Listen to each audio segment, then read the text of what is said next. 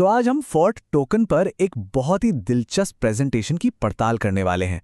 इसमें कुछ बड़े बड़े दावे किए गए हैं और हम ये समझने की कोशिश करेंगे कि इन दावों के पीछे का लॉजिक क्या है और क्या ये सच में उतना ही दमदार है जितना सुनने में लगता है। सबसे बड़ा सवाल जो ये प्रेजेंटेशन उठाता है वो ये है, क्या सिर्फ $60 का छोटा सा इन्वेस्टमेंट $10,000 बन सकता है? सुनने में तो ये लगभग नामुमकिन लगता है ना? तो चलिए आज इसी दावे की तह तक चलते हैं और देखते हैं कि इसके पीछे का गणित क्या कहता है। और ये देखिए 16,566%, मतलब 16,000% से भी ज्यादा का रिटर्न। ये नंबर ही अपने आप में दिमाग घुमा देने वाला है।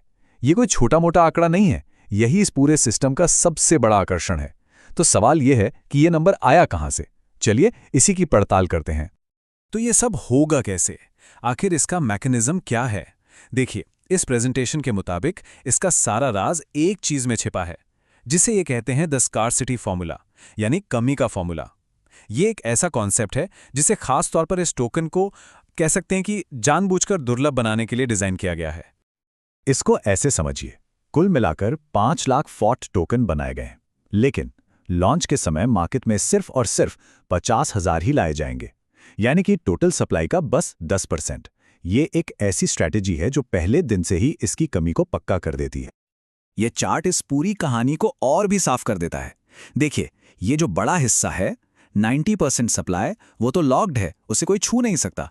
और ये जो छोटा सा टुकड़ा है सिर्फ 10%, बस वही मार्केट में घूमने के लिए मौजूद है। मतलब कमी तो वाकई में है। तो ये कमी का फॉर्मूला असल में है क्या भला?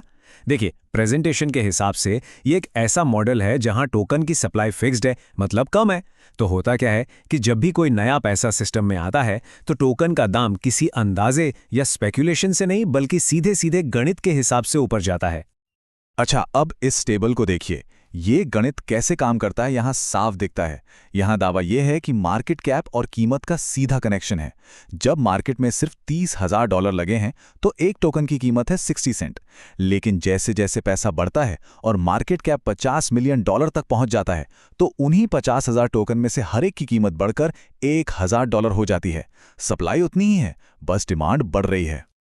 ठीक है, तो कमी का सिद्धांत तो समझ में आ गया, लेकिन एक आम इंसान के लिए इसका क्या मतलब है? ये कमी आखिर बड़े रिटर्न में कैसे बदलती है? चलिए अब उस सवाल पर वापस आते हैं जिससे हमने शुरुआत की थी। और ये टेबल यही है उस 16,566% वाले जादुई नंबर का राज।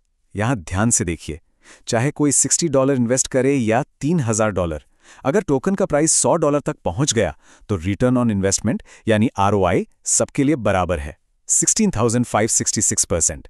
यही है उस बड़े दावे के पीछे का सिंपल सा मैथ। अब सवाल ये उठता है कि चलो ठीक है, लेकिन इन टोकन्स को मार्केट में आने से पहले कोई हासिल कैसे करे? तो इसका जवाब है पॉइंट सिस्टम में। चलिए अब ये समझते हैं कि ये पॉइंट्स आखिर फोर्ट टोकन में बदलेंगे कैसे। देखिए, इस प्रेजेंटेशन के हिसाब से पॉइंट्स कमाने के 4 मेन तरीके बताए गए हैं। पहला, अपने लेवल को अपग्रेड करना। दूसरा, अपनी टीम की एक्टिविटी से फायदा लेना। तीसरा, रोजाना सिस्टम में एंगेज रहना। और चौथा, रेफरल्स के जरिए कम्युनिटी को बड़ा करना। और दावा यह है कि बाद में इन्हीं पॉइंट्स को फोर्ट टोकन में कन्वर्ट कर दिया जाएगा। यहां एक बात पर बहुत जोर दिया गया है और वो है लीडर होने का फायदा। मतलब जो जल्दी आएगा, जो ज्यादा एक्टिव रहेगा, उसे सबसे ज्यादा फायदा मिलेगा। जैसे कि ऊंचे लेवल्स पर कमाई की दर दोगुनी हो सकती है और जो शुरुआती लोग हैं वही असल में पूरी टोकन इकोनॉमी को शेप देंगे, इससे पहले कि आम पब्लिक की भीड़ आए। और ये कोट इस पूरी बात को एक लाइन में कह देता है, क्रिप्टो में टाइमिंग ही सब कुछ नहीं है, बल्कि वही एक अकेली चीज है। मतलब साफ है, जो पहले आएगा वही गेम के रूल्स तय करेगा। तो क्यों और कैसे तो हमने समझ लिया। अब बात करते हैं कि आगे का प्लान क्या है, यानी कि भविष्य का रोड मैप कैसा है। तो ये है फोर्ट का मार्केट तक पहुंचने का पूरा रास्ता। ये रोड मैप 4 स्टेज में बटा हुआ है। स्टेज 1 जो अभी चल रहा है वो है पॉइंट सिस्टम का, यानी पॉइंट्स जमा करने का। इसके बाद आएगा स्टेज 2, फोर्ट टोकन का एयर ड्रॉप, जहां पॉइंट्स को टोकन में बदला जाएगा। फिर स्टेज 3 में होगी इसकी पब्लिक लिस्टिंग और आखिर में स्टेज 4 में मैट्रिक्स और NFT जैसी एडवांस चीजें भी इसमें जोड़ी जाएंगी। और अब हम आते हैं इस प्रेजेंटेशन के सबसे मजबूत तर्क पर। इसे सप्लाई और डिमांड के बीच एक ऐसे टकराव की तरह पेश किया गया है जो होकर ही रहेगा, एक इनएविटेबल कॉलिजन। एक तरफ है डिमांड, और डॉक्यूमेंट के मुताबिक इनके पास हैं 34 लाख एक्टिव यूजर्स। जी हाँ, 3.4 मिलियन लोग। ये एक बहुत बहुत बड़ी कम्युनिटी है। और अब इस 34 लाख की डिमांड को दूसरी तरफ रखिए सप्लाई के सामने। और सप्लाई कितनी है? सिर्फ 50,000 टोकन। यही वो टकराव है जिसकी बात हो रही थी। एक तरफ लाखों लोग और दूसरी तरफ गिनती के कुछ हजार टोकन। और यही इस पूरी प्रेजेंटेशन का सबसे पावरफुल मैसेज है कि जब लाखों लोग कुछ हजार चीजों के पीछे भागते हैं तो मार्केट को गणित अपने हाथ में ले लेता है। ये कोई सट्टेबाजी नहीं है, ये सीधा सीधा सप्लाई और डिमांड का अर्थशास्त्र है जो होकर ही रहेगा।